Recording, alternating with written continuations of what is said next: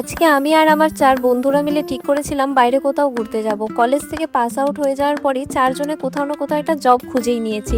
আর job পাওয়ার পরে কারো আর দেখাই হয় না। তাই আমরা অনেক কষ্ট করে একটা দিনক্ষণ দেখে বেরিয়ে পড়েছিলাম ঘুরতে। আমরা সোজা চলে যাই সিসি2, সেখানে খাওয়া-দাওয়া, গল্পগুজব এসব তো চলতেই থাকে। আমরা পিৎজা হাট থেকে অর্ডার করেছিলাম পিৎজা। আর এটা সবথেকে স্পেশাল ছিল, কারণ এই যে টাকাটা দিয়ে আমরা খাচ্ছি এটা আমাদের নিজেদের আর্ন করা টাকা ছিল। আমরা 4 জনেই এখন চাকরি করছি, নিজেদের টাকা আর্ন করছি। এটাই ছিল সবথেকে বেস্ট ফিলিং।